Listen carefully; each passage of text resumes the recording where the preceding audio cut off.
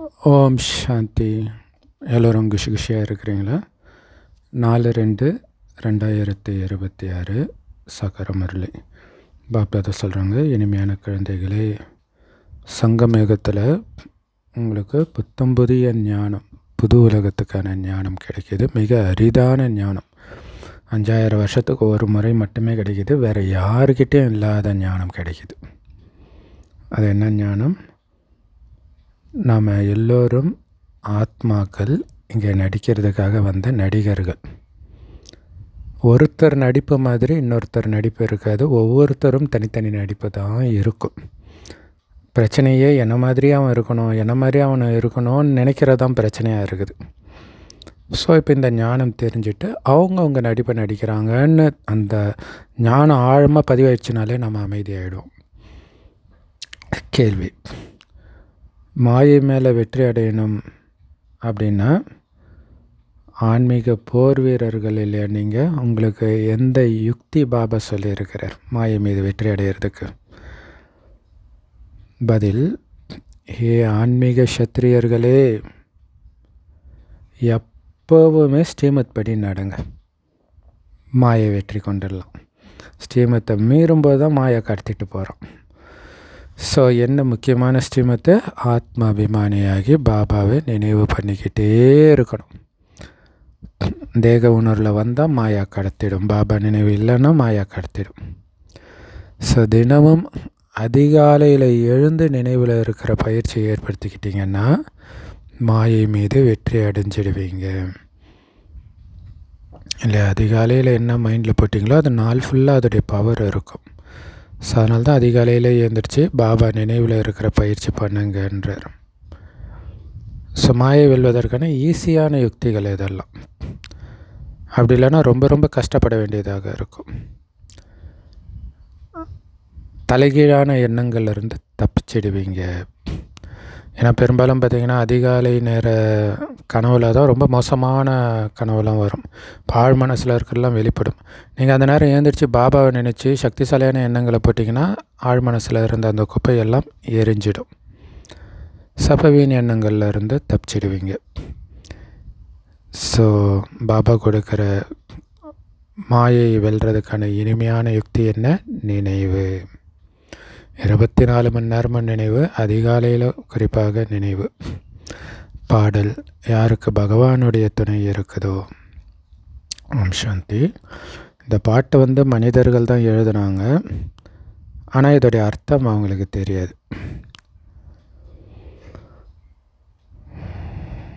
ஏன்னா இன்றைக்கி மனிதர்களை பார்த்திங்கன்னா கடவுள் யார் பக்கம் இருக்கிறாங்களோ அவங்க பக்கம் வெற்றின்றதை ஒரு தவறான விஷயத்துக்கு பயன்படுத்திக்கிறாங்க. ரஜினி படத்தை கூட போட ஆண்டவனே நம்ம பக்கம்ன்ற மாதிரி அந்த ஒரு மிருகத்தனத்துக்கு கடவுள் துணை இருக்கிறாருன்ற மாதிரி எடுத்துகிட்டு வராங்க. கிடையாது. இங்கே எல்லாத்தையும் விட்டுட்டு இறைவனை பிடிக்கிறோம். அதனால் அமைதியாக இருக்கிறோம். ஸோ பஜனையெல்லாம் பாடுறாங்க, பக்தர்கள் மகிமை பாடுறாங்க. ஆனாலும் உண்மையிலே கடவுளை பற்றி எதுவுமே அவங்களுக்கு தெரியாது. ஆனால் நிறைய மகிமை பாடுறாங்க. நீங்கள் எந்த மகிமையும் செய்ய வேண்டியது கிடையாது. குழந்தைங்க தந்தையுடைய மகிமையை பாடுறது கிடையாது இல்லையா? இவங்க நம்முடைய குழந்தைங்கன்னு அப்பாவுக்கு தெரியும். இவர் நம்முடைய அப்பான்னு குழந்தைங்களுக்கும் தெரியும். அந்த உணர்வில் இருக்கணும். அவருடைய அப்பான்னு நிரூபிக்கிற மாதிரி உங்கள் நடத்தை இருக்கணும். அதில் தான் கவனம் கொடுக்கணும். கடவுள் எவ்வளோ பெரியவர் தெரியுமா, கர்த்தர் எவ்வளோ பெரியவர் தெரியுமா, முருகன் எவ்வளோ பெரியவர் தெரியுமா, அல்லாஹ் எவ்வளோ பெரியவர் தெரியுமான்னு சொன்னால் அவருடைய மகிமை கிடையாது. அவருடைய குணத்தை உங்கள் குணத்தில் வெளிப்படுத்தும் போது தான் அவருக்கு மகிமை. இது எல்லையற்ற விஷயம்.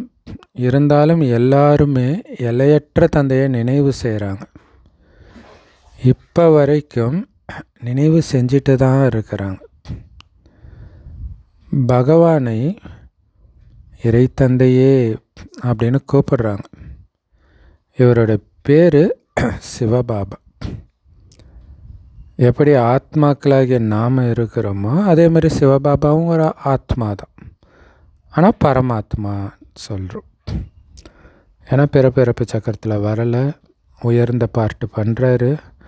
அதனால் சுப்ரீம் சோல் அப்படின்னு சொல்கிறோம். ஸோ அப்படிப்பட்ட உயர்ந்தவருடைய குழந்தை நாம் அப்படின்னா நாமளும் உயர்ந்தவராக இருக்கணும் தானே. அவரை உயர்ந்ததிலும் உயர்ந்த ஆத்மா சுப்ரீம் சோல்னு சொல்கிறோம். அவர் வசிக்கிற இடமும் உயர்ந்ததிலும் உயர்ந்த பரந்தாமத்தில் இருக்கார். நிஜமாலே உயரத்தில் இருக்கிற இடம் அது. உண்மையில் அவர் மட்டும் இல்லை, ஆத்மாக்களாகி நம்ம எல்லாருமே அங்கே தான் இருக்கிறோம். நடிகர்கள் அப்படின்னு சொல்கிறது அந்த ஆத்மாவை தான் சொல்கிறோம். ஆத்மா தான் நடிக்குது. ஸோ இந்த நாடகத்தில் ஒவ்வொரு நடிகருக்கும் ஒவ்வொரு விதமான நடிப்பு இருக்குது. அதில் வரிசைக்கிரமமும் இருக்குது. ஸோ அவங்கவுங்க பாகத்துக்கு ஏற்ற மாதிரி தானே சம்பளம் கிடைக்கும். ஸ்தூல நாடகத்தில் கூட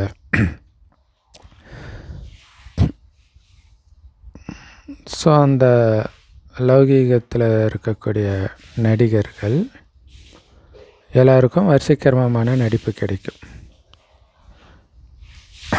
அதே மாதிரியே ஆத்மாவுக்கும் வரிசைக்கிரமமான நடிப்பு இருக்குது. அழிவற்ற நடிப்பு பதிவாகி இருக்குது. அந்த நடிப்பை தான் அது நடிக்கும். ஸோ அதை தான் புரிஞ்சுக்கணும். அதோடைய நடிப்பை நடிக்குது, அவ்வளோதான். வேறு எந்த கேள்வியும் கிடையாது. நாடகத்தில் அதோடைய நடிப்பு அவ்வளோதான். இது நல்லவன் கெட்டவன் தேவையில்லாதது. எல்லா ஆத்மாக்களுடைய நடிப்பும் ஒரே மாதிரி இருக்க முடியாது. இருந்தால் அது நாடகம் கிடையாது. எல்லா ஆத்மாக்களுக்குள்ளேயும் ஒரே மாதிரி சக்தி கிடையாது.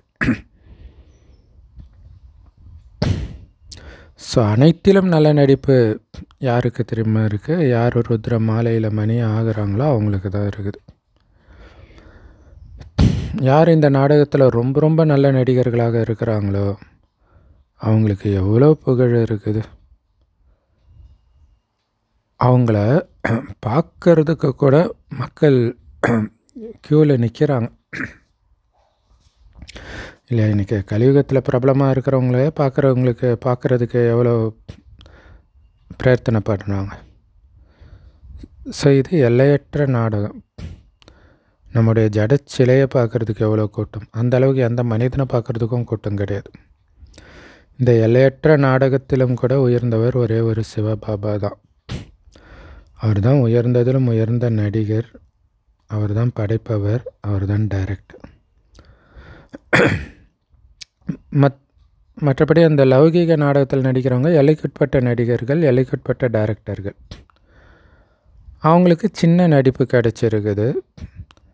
ஆனால் எந்த நாடகமாக இருந்தாலும் நடிக்க போகிறது என்னமோ ஆத்மா தான். தேகாபிமானத்தில் இருக்கிறதுனால மனிதர்களுக்கு இப்படிப்பட்ட நடிப்பு இருக்குதுன்னு சொல்லிடுறாங்க. ஆனால் நடிப்பு எல்லாமே ஆத்மாவுடையது அப்படின்னு பாபா சொல்கிறார்.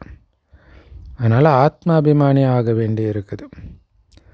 சத்தியுகத்தில் ஆத்மாபிமானியாக இருக்கிறாங்க.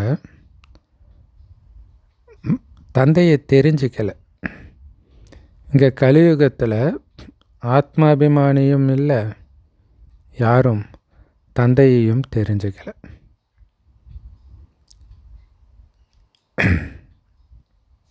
பாருங்கள், சத்தியுகத்தில் ஆத்மாபிமானியாக இருப்பாங்க, ஆனாலும் தந்தையை தெரியாது. இங்கேயும் தந்தை தெரியாது. ஆத்மாபிமானிக்கு பதிலாக தேக உணர்வுடையவராக ஆகிடுறாங்க. இப்போ நீங்கள் தான் அப்பாவையும் தெரிஞ்சுக்கிட்டீங்க, ஆத்மா அபிமானியாகவும் ஆகுறீங்க.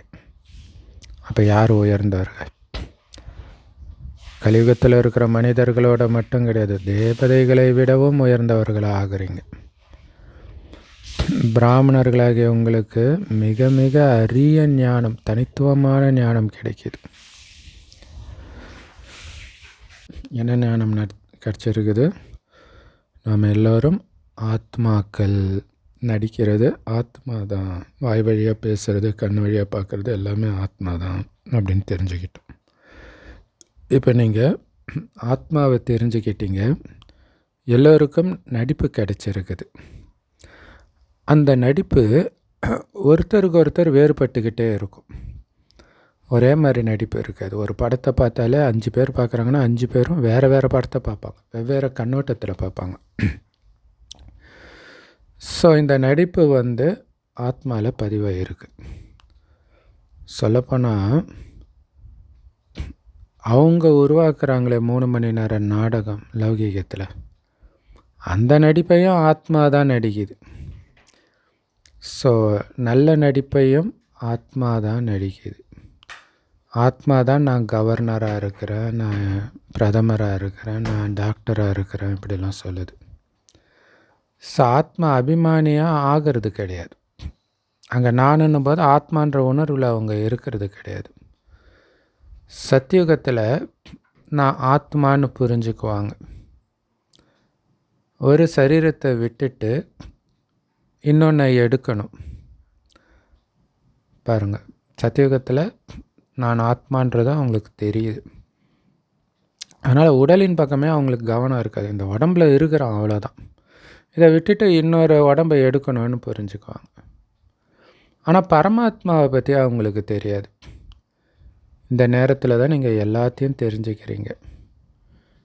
சூத்திரர்கள் மற்றும் தேவதைகள் 2 பேரையும் விட பிராமணர்களாகிய நீங்கள் தான் உத்தமமானவர்கள் இல்லையா? கலியுகத்தில் இருக்கிறவர்களை விட நீங்கள் உத்தமமானவர்கள். ஏன்னா கலியுகத்தில் இருக்கிறவங்களுக்கு கடவுளையும் தெரியாது, நாம் ஆத்மானும் தெரியாது. சத்தியுகத்தில் இருக்கிறவங்களுக்கு ஆத்ம உணர்வு இருக்கும், ஆனால் கடவுளை பற்றி தெரியாது, நமக்கு தான் தெரியும். ஸோ இவ்வளவு அதிகமான பிராமணர்கள் எங்கேருந்து வராங்க?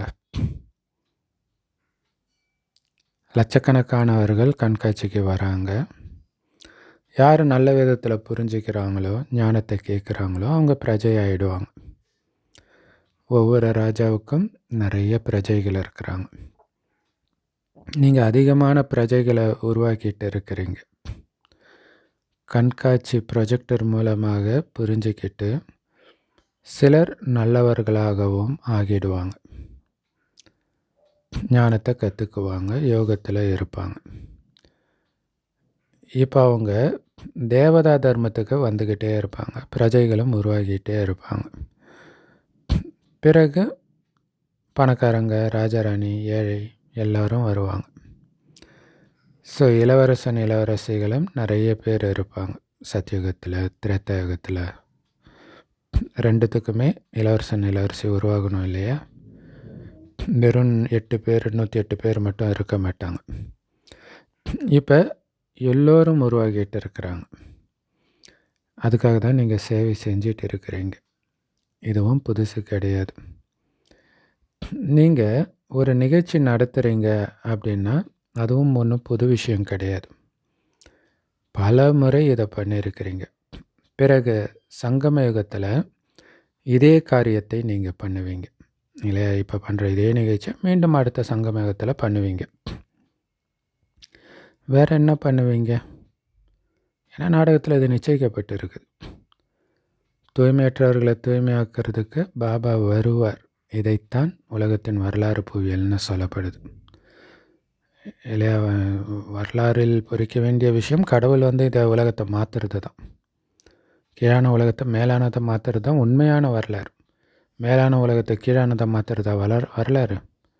ஆனால் அதை தான் மக்கள் படிச்சுட்டு இருக்கிறாங்க. ஸோ ஒவ்வொரு விஷயத்திலும் வரிசை கிரமம் இருக்குது.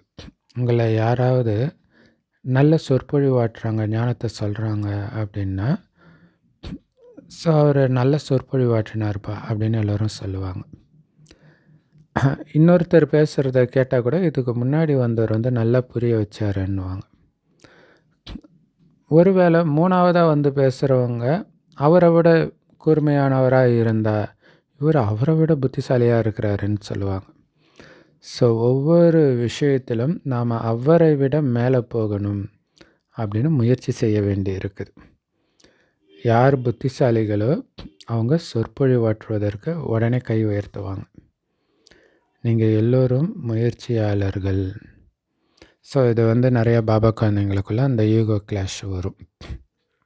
ஒருத்தர் நல்லா சூப்பராக பேசுவார், எல்லாம் புகழ்ந்துட்டுருப்பாங்க. திடீர்னு ஒரு புது குழந்தை வரும், அது திடீர்னு நல்லா பேசும்.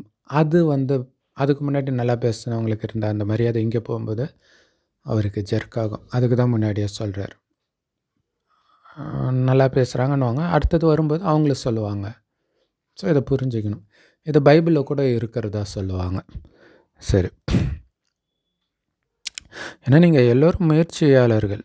நீங்கள் பார்த்து கிரகிச்சு முயற்சி பண்ணணும், அவ்வளோதான்.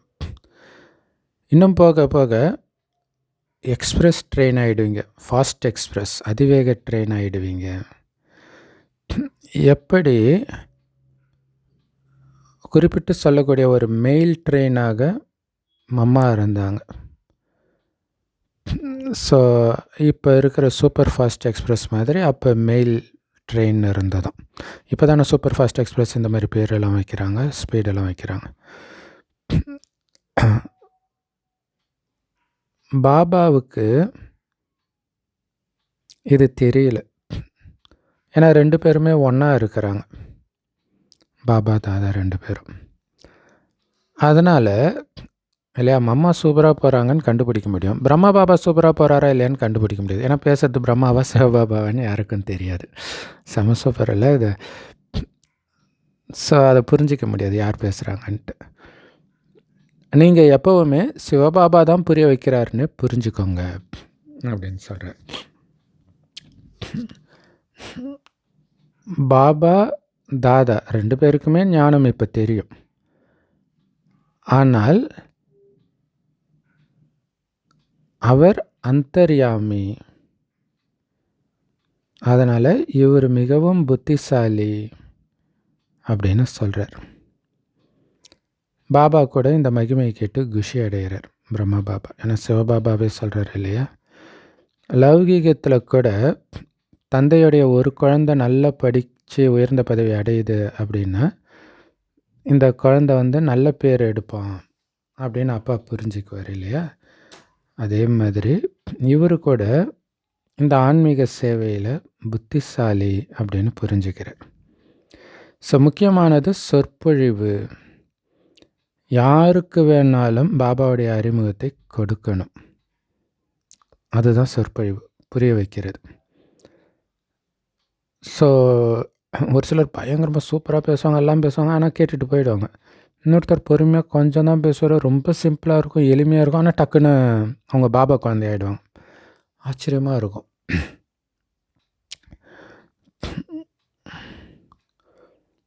பாபா உதாரணம் சொல்லியிருக்கிறார். யாருக்கோ 5 குழந்தைங்க இருந்தாங்களாம்.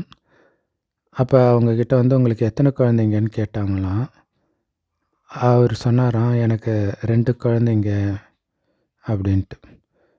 உங்களுக்கு 5 குழந்தைங்க தானே அப்படின்னு கேட்டாங்களாம். அதுக்கு அவங்க சொன்னாங்களாம், நான் சொல்கிறத கேட்குற குழந்தை 2 பேர் தான். அப்போ 2 குழந்தை தான். இங்கே கூட அப்படி தான்றார் பாபா. அப்போ பாருங்கள் இல்லையா, பாபா சொல்கிறத யார் கேட்குறாங்களோ அவங்கள தான் பாபா குழந்தைன்னே சொல்கிறார். நிறைய குழந்தைங்க இருக்கிறாங்க. இந்த டாக்டர் நிர்மலா குழந்தை ரொம்ப நல்லவர் அப்படின்னு பாபா சொல்கிறார். மிகவும் அன்பாக லௌகீக தந்தைக்கு புரிய வச்சு சென்டர் திறக்க வச்சிட்டாரு. இது பாரதத்துடைய சேவை. நீங்கள் பாரதத்தை சொர்க்கமாக்குறீங்க, இந்த பாரதத்தை ராவணன் நரகமாக்கினான். ஒரு சீதை மட்டும் சிறையில் இல்லை, சீதைகளாகி நீங்கள் எல்லோருமே ராவணனுடைய கைதியாக இருக்கிறீங்க, கைதியாக இருந்தீங்க. மற்றபடி சாஸ்திரங்களில் இருக்கிற எல்லாமே கட்டுக்கதை தான். இந்த பக்தி மார்க்கம் கூட நாடகத்தில் பதிவாகி இருக்குது. ஸோ சத்தியுகத்தில் என்னென்னலாம் நடந்துச்சோ மறுபடியும் அது நடக்கும். நீங்கள் தான் பூஜைக்கு தகுந்தவர்களாக சத்தியுகத்தில் இருந்தீங்க. நீங்களே துவாபரகத்துக்கு வரும்போது பூஜாரிகளாகவும் ஆகிறீங்க. அப்படி பூஜாரியாக இருக்கிறவங்கள பூஜைக்கு தகுந்தவர்களாக மாற்றுறதுக்காகத்தான் நான் வந்திருக்கிறேன். முதல்ல சத்தியுகத்தை சார்ந்தவர்களாகவும் பிறகு மறுஜன்மம் எடுத்தெடுத்து கலியுகத்தை சார்ந்தவர்களாகவும் ஆக வேண்டி இருக்குது. சத்தியுகத்தில் சூரிய வம்சத்தில் லக்ஷ்மி நாராயணனுடைய ராஜ்யம் இருந்தது. பிறகு திரேத்தாயுகத்தில் ராமராஜ்யம் சந்திரவம்சமாக இருக்குது. ஏன்னா 2 கலைகள் குறையுது.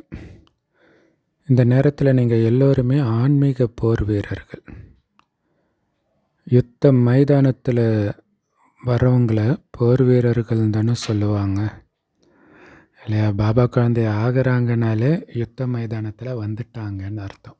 ஸோ அதனால தான் நீங்கள் மகாபாரதம் ஸ்டார்டிங்கே பார்த்தீங்கன்னா, அந்த கர்ணன் இவங்க எல்லோரும் யார் சிறந்தவன் அப்படின்னு ஒரு போட்டி வைப்பாங்க. ஸோ அந்த பாண்டவர்கள் கர்ணன் எல்லாம் மொத்தமாக சந்திக்கிற இடமாக அதை தான் காட்டுவாங்க. ஏன்னா இங்கே யுத்த மைதானத்தில் வந்தாச்சு. மாயை தான் எதிரி. அப்போ நீங்கள் போர் வீரர்கள் தானே. நீங்கள் ஆன்மீக போர் வீரர்கள். மற்றபடி அவங்க உலகாயத போர் வீரர்கள். அதை உடல் பலத்தினால சண்டை போடுறதுன்னு சொல்லப்படுது. நீங்கள் ஆன்ம பலத்தினால சண்டை போடுறீங்க. ஆரம்பத்தில் கையினால் மல்யுத்தம் செஞ்சாங்க, தங்களுக்குள்ளே சண்டை போடுவாங்க, பிறகு வெற்றி அடைவாங்க. இப்போ பாருங்கள், அணுகுண்டுகள் இதெல்லாம் உருவாக்கி இருக்கிறாங்க. நீங்களும் போர் வீரர்கள் தான், அவங்களும் போர் வீரர்கள் தான். நீங்கள் மாயை மீது பாபாவின் ஸ்ரீமத் படி நடந்து வெற்றி அடைகிறீங்க. அதனால் நீங்கள் ஆன்மீக போர் வீரர்கள். ஆத்மா இந்த உடம்புடைய கர்மேந்திரியங்கள் மூலமாக எல்லாத்தையும் செஞ்சிட்டு இருக்குது. ஆத்மாவுக்குத்தான் பாபா சொல்கிறாரு, குழந்தைகளே என்னை நினைவு செஞ்சீங்கன்னா மாயா உங்களை தன்வசமாக்காது. மாயை தன்வசமாக்குறதுக்கு காரணம் பாபா நினைவு கட்டாகிறது தான். ஸோ அது மட்டும் இல்லை, பாபாவை நினைக்க நினைக்க இது வரைக்கும் சேர்த்து வைத்த பாவங்கள் எல்லாம் அழியும். ஏற்கனவே உள்ளே இருக்கிற பாவம் தான் இன்னும் பாவம் செய்ய தூண்டுது, இழுக்குது. ஸோ அப்படி பாபாவை நினைவு செய்தால் பாவங்கள் அழியும், தலைகீழான எண்ணங்களே வராது. அப்படின்னாலே அழிஞ்சிடுச்சின்னு அர்த்தம். பாபாவை நினைவு செய்கிறதன் மூலமாக குஷியும் இருக்கும். அதனால தான் அதிகாலையில் எழுந்திரிச்சு பயிற்சி செய்யுங்க அப்படின்னு பாபா புரிய வைக்கிறார். பாபா நீங்கள் எவ்வளோ இனிமையாக இருக்கிறீங்க இப்படின்ட்டு பாபா கூட பேசணும். பாபா அப்படின்னு ஆத்மா தான் சொல்லுது, நான் உங்களுடைய அப்பாவாக இருக்கிறேன். உங்களுக்கு இந்த உலகத்துடைய முதல் இடை கடைசி பற்றிய ஞானத்தை சொல்கிறதுக்காகவே வந்திருக்கிறேன். பாபான்னு ஆத்மா சொல்லுது.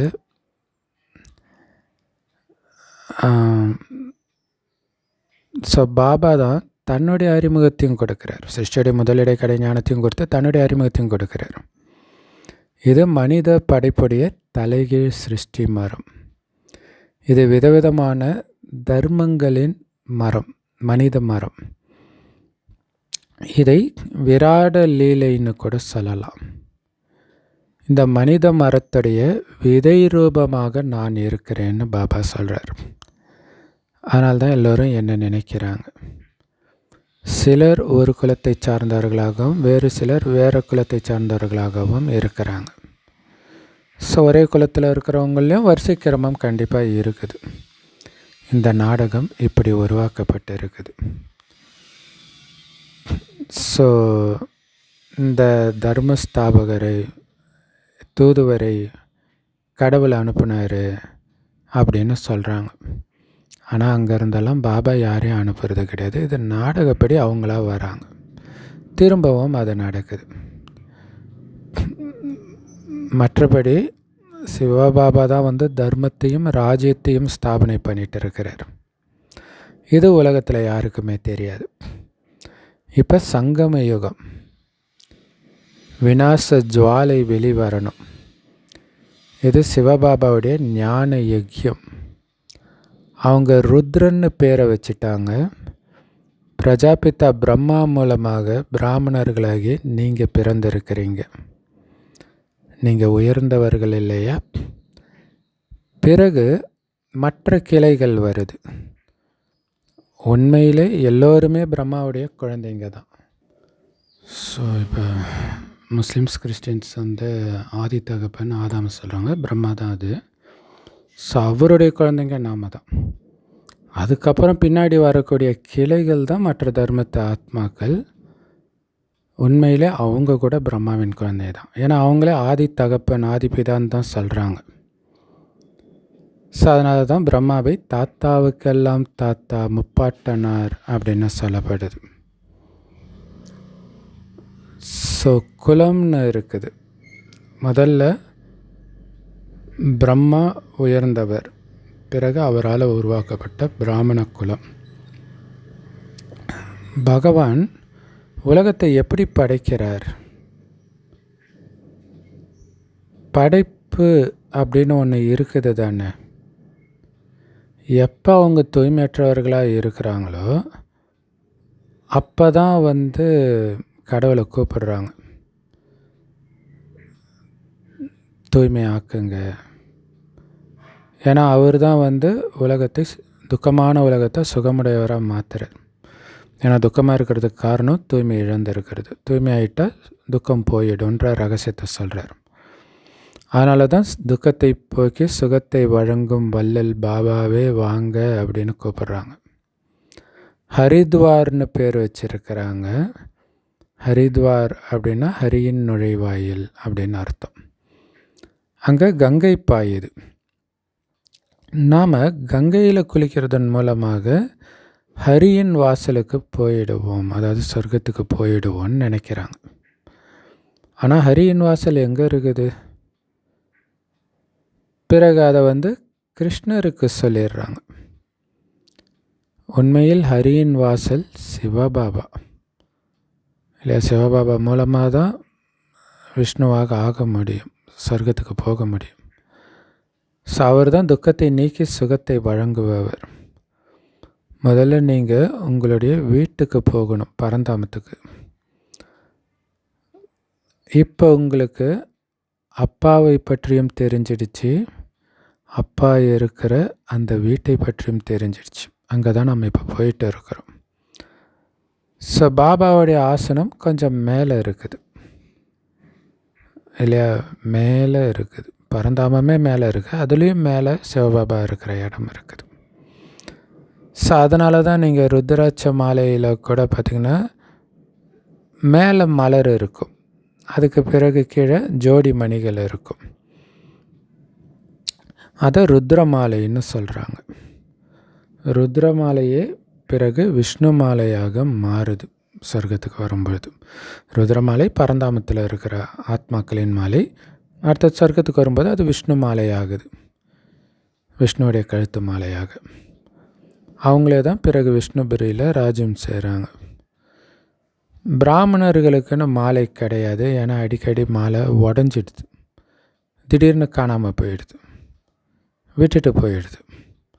ஏன்னா வரிசைக்கிரமம் இருக்குது, முன்னாடி இருக்கிறது பின்னாடி வருது, பின்னாடி இருக்கிறது முன்னாடி போகுது, இப்படி மாறி மாறி வருது. அதனால் நிலையான மாலை பிராமணர்களுக்கு கிடையாது. பாருங்கள், இன்றைக்கி பக்காவாக இருக்கிறாங்க, நாளைக்கு மாயன் புயல் வந்துடுது, கிரகச்சாரம் வந்த உடனே அவ்வளோதான், அலட்சியமாயிடுறாங்க. பாபா சொல்கிறாரு, என்னுடையவர்களாக ஆகிறாங்க, ஆச்சரியமாக ஞானத்தை கேட்குறாங்க, மற்றவர்களுக்கும் சூப்பராக சொல்கிறாங்க, டிரான்ஸ்லலாம் போய் பார்க்குறாங்க, மணிமாலையில் கோர்க்கப்படுறாங்க, பிறகு ஒரேடியாக விட்டுட்டு ஓடிடுறாங்க, சண்டாளர்களாகிடுறாங்க, கீழானவர்களாகிடுறாங்க இல்லையா? பாபா சொன்ன எந்த ஞானமும் உள்ளே போகாத மாதிரி நடந்துக்கிறாங்க. அதனால தான் அந்த கோயிலில் ஒரு சாமிக்கு சண்டிகா தேவி இப்படி கை தட்டுவாங்க, கேட்கல, கேட்டும் கேட்காம செவிடாயிடுச்சு. பிறகு எப்படி மாலை உருவாகும்? ஸோ அதனால் பாபா புரிய வைக்கிறார், பிராமணர்களுடைய மாலை உருவாகிறது கிடையாது, பக்த மாலை தனிப்பட்டது, ருத்ர மாலை தனிப்பட்டது. ஸோ பக்த மாலையில் பெண்களில் முக்கியமானவர் மீரா, ஆண்களில் முக்கியமானவர் நாரதர். ஆனால் இது ருத்ர மாலை, ஞான மாலை. சங்கம யுகத்தில் பாபா தான் முக்தி, ஜீவன் முக்தி கொடுக்கிறார். நாம் தான் சொர்க்கத்துக்கு எஜமானர்களாக இருந்தோன்னு இப்போ புரிஞ்சுக்கிறோம், ஆனால் இப்போ நரகத்தில் இருக்கிறோம். அதனால் பாபா சொல்கிறார், நரகத்தை உதச்சி தள்ளுங்க, அப்பால் இப்போ சாத்தானேன்னு யோசிச்சு சொல்கிற மாதிரி நரகத்தை எட்டி உதைங்க. ராவணன் உங்ககிட்ட இருந்து அபகரித்த சொர்க்கத்தின் ராஜ்யத்தை எடுத்துக்கோங்க. இல்லை, ஏன் வெளியில் சாப்பிடக்கூடாது? இது நரகத்தின் சுவை எனக்கு தேவை கிடையாது, அதான் எட்டி உதைக்கிறது. நரகத்தின் காமத்தின் சுகம் தேவையில்லை, நரகத்தின் வெளி உணவு சுகம் தேவையில்லை, எட்டி உதைக்கிறது. அதான் நரகத்தை எட்டி உதைக்கிறதுன்றது. ராவணன் உங்ககிட்டேருந்து சொர்க்கத்தை அபகரிச்சுட்டு அவன் என்ன பிச்சை கொடுக்கறது இல்லையா? உங்கள் சொத்தை அபகரிச்சுட்டு நான் உனக்கு சாப்பாடு போடுறேன்னு ஒருத்தன் சொல்கிறான், எப்படி இருக்கும்? அந்த மாதிரி ராவணன் பண்ணுறான். அப்பால போ சாத்தானே, என் ராஜ்யத்தை எடுத்துக்கிட்டு எனக்கு நீ சுகத்தை கொடுக்குறியா? நீ முதல்ல இடத்த காலி பண்ணு அப்படின்னு நரகத்தை உதைத்து தள்ளுங்கள். ராவணன் உங்ககிட்டேருந்து அபகரித்த சொர்க்கத்தின் ராஜ்யத்தை எடுத்துக்கோங்க. இதை உங்களுக்கு பாபாவே வந்து கொடுக்குறார். பாபா தான் கொடுக்குறார். ஸோ இந்த வேத சாஸ்திரங்கள், தீர்த்தங்கள் எல்லாமே பாபாவுக்கு தெரியும். ஏன்னா அவர் தானே விதை ரூபம், அதிலிருந்து தானே வருது எல்லாம். ஞானக்கடல், அமைதிக்கடல், இது எல்லாமே அந்த ஒரு பாபாவுடைய மகிமை. இந்த லக்ஷ்மி நாராயணன் சத்தியுகத்தின் எஜமானர்களாக இருந்தாங்க. அவங்களுக்கு முன்னாடி யார் இருந்தா? கண்டிப்பாக சத்தியுகத்துக்கு முன்னாடி கலியுகத்துடைய கடைசி காலம் தானே இருந்திருக்கும். அப்போ அது சங்கமயுகமாக இருந்திருக்கும். பிறகு சொர்க்கமாக ஆகுது. இப்போ சங்கமயுகத்தில் தான் அவங்க லக்ஷ்மி நாராயணன் ஆகிறதுக்கான முயற்சி பண்ணியிருப்பாங்க இல்லையா? ஸோ பாபாவை தான் சொர்க்கத்தை படைப்பவர்னு சொல்லப்படுது. சொர்க்கத்தை ஸ்தாபனை செய்யக்கூடியவர். இந்த லக்ஷ்மி நாராயணன் சொர்க்கத்துக்கு எஜமானர்களாக இருந்தாங்க. இவங்களுக்கு எங்கிருந்து ஆஸ்தி கிடைச்சது? சொர்க்கத்தை படைக்கக்கூடிய தந்தைக்கிட்ட இருந்து கிடைச்சது. ஆமாம், இந்த லக்ஷ்மி நாராயணன்றது சிவபாபா அவங்களுக்கு கொடுத்த ஆஸ்தி. இந்த லக்ஷ்மி நாராயணனுக்கு சத்தியுகத்துடைய ராஜ்யம் கிடைச்சது. ஸோ அதனால் இவங்களுக்கு எப்படி இந்த ராஜ்யம் கிடைச்சதுன்னு நீங்கள் யாருக்கு வேணாலும் கேளுங்க, யார்கிட்ட வேணாலும் கேளுங்க, யாராலையும் சொல்ல முடியாது. எனக்கு தெரியாதுன்னு சொல்லுவாங்க. இந்த பிரம்மா பாபாவுமே இதுக்கு முன்னாடி தெரியாதுன்னு தான் சொன்னார். நான் பாட்டுக்கு பூஜை செஞ்சேன், ஆனால் எனக்கு இவங்க எப்படி இதெல்லாம் ஆனாங்கன்னு தெரியாது. இவங்க சங்கமயுகத்தில் ராஜயோகத்தை கற்றுக்கிறாங்க அப்படின்னு பாபா இப்போ தான் புரிய வச்சிருக்கிறார். கீதையில் தான் ராஜயோகத்தை பற்றிய வர்ணனை இருக்குது. கீதையை தவிர வேறு எந்த சாஸ்திரத்திலும் ராஜயோகத்தின் விஷயம் கிடையாது. நான் உங்களை ராஜாவுக்கெல்லாம் ராஜாவாக ஆக்குறேன்னு பாபா சொல்கிறார். பகவான் தான் வந்து நரன்லேருந்து நாராயணனாக ஆகிறதுக்கான ஞானத்தை கொடுக்கிறார். பாரதத்துடைய முக்கியமான சாஸ்திரம் இந்த கீதை. இது எப்போ உருவாக்கப்பட்டுச்சு அப்படின்னு யாருக்கும் தெரியல. பாபா சொல்கிறாரு, ஒவ்வொரு கல்பமும் சங்கமயுகத்தில் நான் வரேன். யாருக்கு நான் ராஜ்யத்தை கொடுத்துருந்தேனோ அவங்க தான் ராஜ்யத்தை இழந்துட்டு இப்போ தமோ பிரதானமாக துக்கமுடையவர்களாக ஆகியிருக்கிறாங்க. ஏன்னா இது ராவணனுடைய ராஜ்யம் இல்லையா? இது முழு பாரதத்துடைய கதை. பாரதம் தான் முழு கல்வ சக்கரத்திலும் வருது. மற்றதெல்லாம் பாதியில் தான் வருது. கிறிஸ்தவ தர்மம், இஸ்லாமிய தர்மம் எல்லாம். உங்களுக்கு தான் 84 பிறவி ரகசியத்தை சொல்கிறேன். ஏன்னா எடுத்தது நீங்கள் தான். 5000 வருடத்திற்கு முன்பு நீங்கள் தேவதைகளாக இருந்தீங்க. இருந்தாலும் இப்போ உங்களுடைய பிறவிகளை பற்றி மறந்துட்டீங்க. ஏ பாரதவாசிகளே, பாபா கடைசியில் வரார். ஏன் முதல்ல வரல? முதல்ல வந்தால் முதலிடை கடையின் ஞானத்தை எப்படி சொல்ல முடியும்? சிருஷ்டி வளரவே இல்லைன்னா எப்படி புரிய வைக்க முடியும் இல்லையா? அதனால் அங்கே ஞானத்துக்கு அவசியமே கிடையாது. நீங்கள் பெருசாகி நாசமாக போக போகிறீங்கன்னு சொல்லி அங்கே இருக்கிறவங்க சந்தோஷத்தையுமா கெடுக்க முடியும்? அதனால தான் துக்கத்தின் உச்சத்தில் வந்து நீ சுகத்தின் உச்சத்தில் இருந்தால் அதை இப்போ நீ அடைய போகிற முயற்சி பண்ணுன்னு சொல்கிறதுக்கு வரார். அதனால தான் பாபா சங்கமயுகத்தில் தான் வந்து ஞானத்தை கொடுக்குறார். ஞான கடல் இல்லையா? அதனால் கண்டிப்பாக ஞானத்தை சொல்கிறதுக்கு கடைசியில் அவர் வந்து தான் ஆகணும். ஸோ கல்பத்தின் ஆரம்பத்திலே வந்து உங்களுக்கு என்ன சொல்ல முடியும்? காம மகாசத்ருன்னு, காமம்னா என்னன்னே தெரியாத பச்சை குழந்தைகிட்டே போய் சொல்ல முடியும் இல்லையா? விழவே இல்லை, தப்பே பண்ணலை.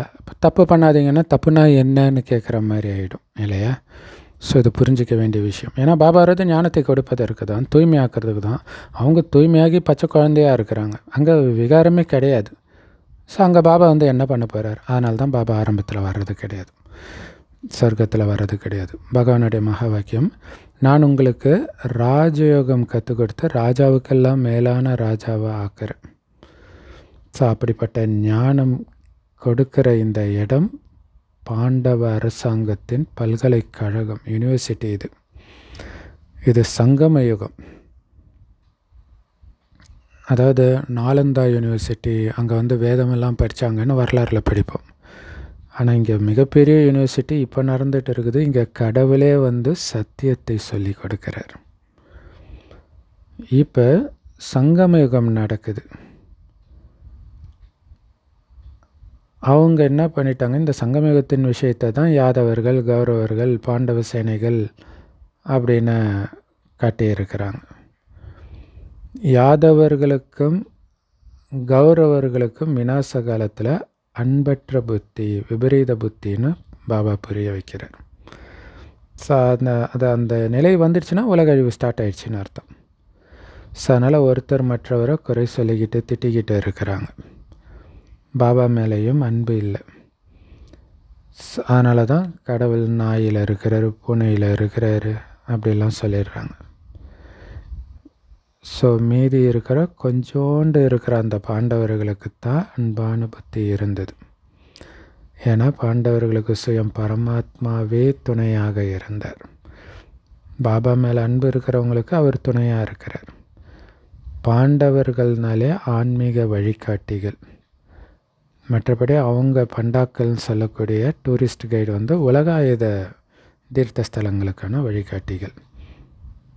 ஆனால் நீங்கள் ஆன்மீக வழிகாட்டிகள், ஆத்மா போக வேண்டிய இடம் பரந்தாமம் சொர்க்கத்துக்கு எப்படி போகிறது அப்படின்னு வழியை சொல்கிறவங்க. நல்லது. அற்புதமான முறையில் கொடுத்த அன்பான தாய் தந்தை பாப்தாதாவுக்கு அன்பு நினைவுகள் மற்றும் கலை வணக்கம். பாபா சொல்கிறாங்க, ஆத்மாபிமானியாகி இந்த எல்லையற்ற நாடகத்தில் முக்கியமான ஹீரோ பார்ட் நடிக்கணும். ஆத்மாபிமானியாகி நடித்தாதான் அது ஹீரோ பார்ட். ஒவ்வொரு நடிகருடைய நடிப்பும் அவங்களுடையது. அதனால் யாருடைய நடிப்பை பார்த்தும் நீங்கள் போட்டி போடவோ பொறாமைப்படவோ அல்லது வெறுக்கவோ கூட கூடாது. அவங்க நடிப்பை அவங்க நடிக்கிறாங்க. நான் ஹீரோ பார்ட் நடிக்கணும், பாபாவை வெளிப்படுத்தணும், அதுதான் ஹீரோ பார்ட். இதை புரிஞ்சுக்கணும். அதுக்கு ஆத்ம அபிமானியாக இருக்கணும், பாபாவோட குழந்தைன்றது ஞாபகம் இருக்கணும். அதிகாலையில் எழுந்திரிச்சு உங்களுக்குள்ளே நீங்களே இப்படி பேசிக்கணும், நான் ஆத்மா, இந்த சரீரத்தின் கர்மேந்திரியங்களிலிருந்து விடுபட்டு இருக்கிறேன். பாபா நீங்கள் எவ்வளவு இனிமையாக இருக்கிறீங்க, எங்களுக்கு சிருஷ்டியோடைய ஆரம்பத்துலேருந்து கடைசி வரைக்கும் நடந்த விஷயத்தை, அந்த ஞானத்தை சொல்கிறீங்க அப்படின்னு ஆன்மீக உரையாடல் பண்ணுற பயிற்சி பண்ணணும். அதிகாலையில் எழுந்து நாள் முழுவதுமே இந்த பயிற்சி பண்ணிக்கிட்டே தான் இருக்கணும். அதிகாலை ரொம்ப ரொம்ப முக்கியமான நேரம், மிஸ் பண்ணக்கூடாது. வரதானம். பாபாவுடைய சமஸ்காரங்களை யார் தன்னுடைய உண்மையான சமஸ்காரமாக மாற்றிக்கிறாங்களோ அவங்க இந்த வீணான பழைய சமஸ்காரத்திலேருந்து விடுபட்டுடுவாங்க. சூப்பர் இல்லையா? அதுக்கு விளக்கம், எந்த ஒரு வீணான சங்கல்பமோ அல்லது பழைய சமஸ்காரமோ இருக்குதுனாலே அது தேகாபிமானம்னு புரிஞ்சுக்கோங்க. பழைய சமஸ்காரம் வந்தாலே அது தேகாபிமானத்தில் இருக்கிறீங்க, வீண் எண்ணம் வந்தாலே தேகாபிமானத்தில் இருக்கிறீங்கன்னு புரிஞ்சுக்கணும். ஆன்மீக ஸ்வரூபத்துடைய சமஸ்காரங்கள் பாபாவுக்கு சமமாக இருக்கும். ஆன்மீக ஸ்வரூபத்தில் இருந்தால் உங்கள் சமஸ்காரம் அப்படியே பாபாவுடைய சமஸ்காரமாக இருக்கும். எப்படி பாபா எப்போவுமே கல்யாணக்காரியாக இருக்கிறார், பரோபகாரியாக இருக்கிறார், இரக்க மனமுடையவராக இருக்கிறார், வரங்களை வாரி வாரி வழங்குகிற வள்ளலாக இருக்கிறார். அந்த மாதிரி தன்னுடைய சமஸ்காரங்களை இயல்பானதாகவே அப்படி மாற்றிடணும் இல்லையா? கல்யாண்காரி எப்போவும் நன்மை தான் செய்கிறார் எல்லோருக்கும். அபகாரம் செய்பவர்களுக்கும் உபகாரம் தான் செய்கிறார். வரத்தை வாரி வழங்குகிற வள்ளல். அதுதான் நீங்கள் புராண கதையில் பார்த்திங்கன்னா சிவன் கெட்டவர்களுக்கெல்லாம் வரம் கொடுப்பார். அப்படி நாம் இருக்கணும். யார்? நமக்கு துக்கம் கொடுப்பவர்களுக்கு நல்லா இருக்கணும்னு மனதார வரம் கொடுக்கணும். அவர்கள் மனம் சீக்கிரமாக மாறணும், பாவத்திலிருந்து அவங்க விடுபடணும் அப்படின்னு வரம் கொடுக்கணும். இதெல்லாம் பாபாவுடைய சமஸ்காரம் இல்லையா? அதுவே உங்களுடைய சமஸ்காரமாக, இயல்பான சமஸ்காரமாக மாறணுன்றார். அப்போ தான் நீங்கள் ஆத்மாபிமானியாக இருக்கிறீங்கன்னு அர்த்தம். சம ஆழமான விஷயம் இல்லையா? சமஸ்காரங்கள் உருவாகிறது அப்படின்னா என்ன அர்த்தம் தெரியுமா? அந்த சமஸ்காரத்திற்கு ஏற்ற சங்கல்பம் தான் வரணும், வார்த்தை தான் வரணும், காரியம்தான் பண்ணணும் இல்லையா? பாபாவுடைய சமஸ்காரம்னா பாபாவுடைய சமஸ்காரம் தான் உங்களுடைய எண்ணங்களாக இருக்கணும், உங்களுடைய வார்த்தைகளாக இருக்கணும், உங்களுடைய செயலாக இருக்கணும். அதுக்கு பேர் தான் பாபா சமஸ்காரங்களை உருவாக்கிக்கிறதுன்றது. ஏன்னா இந்த சமஸ்காரம் தான் வாழ்க்கையில் ஒரு சாவி. இதன் மூலமாக தானாகவே அந்த நாராயணன் பதவியை நோக்கி ஸ்பீடாக போயிட்டு இருப்பீங்க. கடின உழைப்பு பண்ண வேண்டிய அவசியமே இருக்காது. ஸோ சமஸ்காரத்தை மாற்றினீங்கன்னா எல்லாம் மாறிடும். சமஸ்காரத்தை மாற்றுறது தான் இந்த ஞானம். அதுக்கு தான் பாபா வந்திருக்கிறார். பவர்ஃபுல்லான வரதானம் ஸ்லோகன். ஆன்மீக ஸ்திதியில் நிலைச்சிருந்து உங்களுடைய ரதத்தின் மூலம், அதாவது இந்த உடம்பு மூலமாக காரியம் செய்ய வைக்கிறவர் தான் உண்மையான புருஷார்த்தி இல்லையா? நான் ஆத்மா ராஜா, இந்த உடம்பை இதை செய்ய சொல்கிறேன், கண்ணை இதை பார்க்க சொல்கிறேன், மனதை இதை நினைக்க சொல்கிறேன், கையை இதை பண்ண சொல்கிறேன் அப்படின்னு நீங்கள் ஆர்டர் கொடுக்கணும். அதை மீறி எதுவும் பண்ணிடக்கூடாது இந்த கர்மேந்திரியம். அப்போ தான் நீங்கள் உண்மையான முயற்சியாளர்ன்றார். சுயராஜ்ய அதிகாரி. ரொம்ப பவர்ஃபுல்லானது அது. காரியம் நீங்கள் செய்கிறதில்ல, செய்ய வைக்கணும். நீங்கள் சொல்கிறத அப்படியே அது செய்யணும். உங்கள் கர்மேந்திரியம், இந்த கர்மேந்திரம் முழுக்க முழுக்க உங்கள் கட்டுப்பாட்டில் வந்துச்சுன்னா உலக ராஜ்யமும் உங்கள் கட்டுப்பாட்டில் வந்துடும். அவ்யக்தேஸ்வரா, ஒற்றுமை மற்றும் விசுவாசத்தின் விசேஷத்தை மூலம் வெற்றி நிறைந்தவர் ஆகுங்கள். பாபா எப்படி உங்கள் எல்லோரையும் ஒவ்வொரு மூலையிலிருந்து தேடி கண்டுபிடிச்சிருக்கிறார், வெளியில் எடுத்துகிட்டு வந்திருக்கிறார் மூலையிலிருந்தெல்லாம். ஸோ அநேக விருட்சங்களின் கிளைகள் இப்போ ஒரே ஒரு சந்தன மரமாகிடுச்சு. வெவ்வேறு மரத்துடைய கிளையாக இருந்தீங்க இதுக்கு முன்னாடி. அந்த கிளையெல்லாம் சேர்ந்து இப்போ ஒரு மரம் ஆயிடுச்சு, நல்ல நறுமணமிக்க சந்தன மரம் ஆயிடுச்சுன்றார். மக்கள் சொல்கிறாங்க, 2 பெண்கள் ஒன்றா சேர்ந்து இருக்க முடியாதுப்பா அப்படின்னு சொல்கிறாங்க. ஆனால் ஒட்டுமொத்த உலகத்துக்கும் ஒற்றுமையை ஸ்தாபனை செய்கிறதுக்கு இத்தனை மாதாக்கள் நிமித்தமாக இருக்கிறீங்க. இது எவ்வளோ பெரிய ஆச்சரியம். அதில் தான் ஆச்சரியப்படுவாங்க, பெண்களே இயக்குறாங்களா, இவங்களுக்குள்ளே சண்டையே வராதான்னு ஆச்சரியப்படுறாங்க. வேறு எங்கேயுமே பெண்கள் இயக்கலை இல்லையா? உங்களுக்குள்ளே இருக்கிற இந்த ஒற்றுமை தான் பாபாவை வெளிப்படுத்தும் இல்லையா? நெட் சொன்னார்லையா, ஒருத்தர் கத்தினால நீங்கள் அமைதியாயிருங்க, ஏன் நான் பாபாவை வெளிப்படுத்துகிறேன். அப்போ அவங்களும் அமைதி ஆகிடுவாங்க. நீங்களும் கத்துறீங்கன்னா அவங்களும் கத்துவாங்க. இதுதான் பாபாவுடைய வழி. இதை நல்லா ஆழமாக பதிய வைக்கணும். இதை ஃபாலோ பண்ண முடியாத மாதிரி டெஸ்ட் பேப்பர் வந்துக்கிட்டே இருக்கும். இப்போ நான் எப்படி நடந்துக்கணும், பாபா என்ன சொல்லியிருக்காரு, பாபா வெளிப்படுத்தணுன்னா நான் என்ன பண்ணணும், இதுதான் உங்களுடைய முதல் கேள்வியாக இருக்கணும். Om Shanti. Powerful Murali. Love you Bap Dada. Thank you Bap Dada. குஷியாக இருங்க, கிளர்ச்சியாக இருங்க.